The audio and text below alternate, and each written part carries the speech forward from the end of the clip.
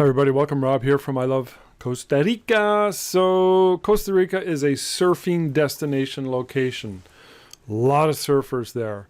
Where we live in Tamarindo, it's a nice long beautiful beach. At one end there's smaller waves, in the middle there's bigger waves, and towards the other end there's big giant waves. And again, of course, depending on the tide and depending on the surf, the what they call the swells, the size of the waves will vary, but it's a real surf destination. So we've been going there for quite a few years now, and of course we all took up surfing.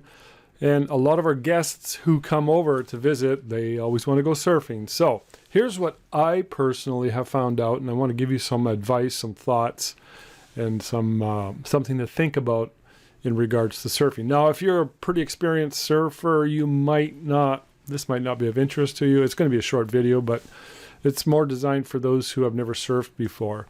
But if you're a pro surfer or experienced, I'd like to hear your comments as to where you like to go surfing when you go to Costa Rica.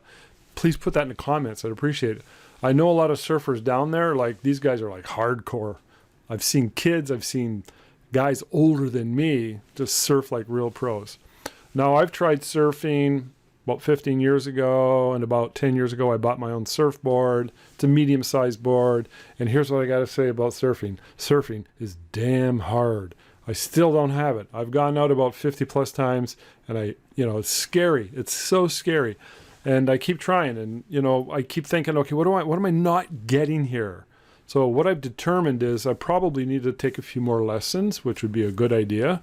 And I'm thinking maybe I'll get a bigger board. A bigger board is easier in the sense that you don't do all those maneuvers and tricks on them. However, it's stable. It's a little quicker, which gives you more balance.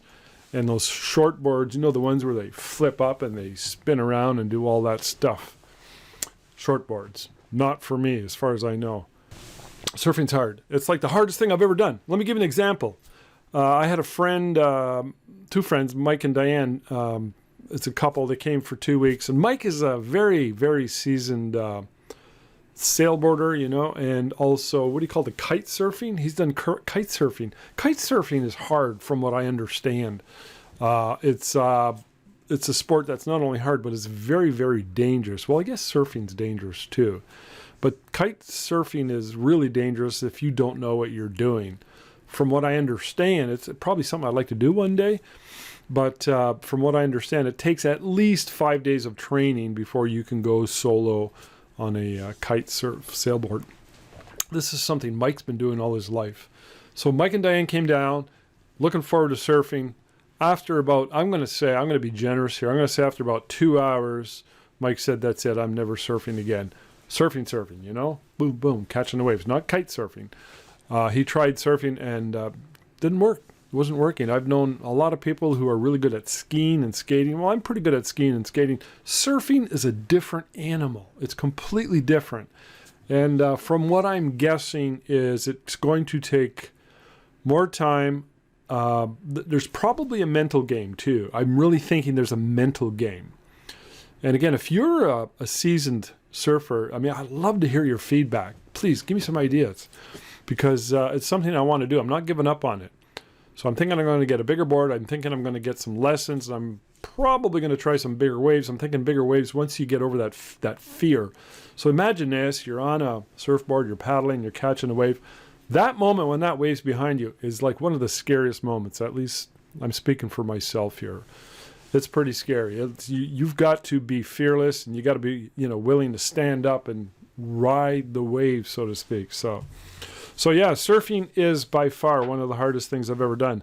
People who come down and have never surfed before and they take a lesson, that's the way to do it, man. And you can get lessons anywhere, especially in Tamarindo. There are guys that have these little surf shops on the beach. They have 8 or 9 old battered boards, and they're trustworthy. The ones I know, they're all pretty good. They look sketchy sometimes, or you can go to a shop and it's going to be more expensive, and you got to give them your credit card and put a deposit down and all that. That's cool too. And they also have some surf camps down there too, which is a pretty awesome idea. If I was young, in my 20s, I wanted to really get the whole surfing thing, I'd probably take up something like that.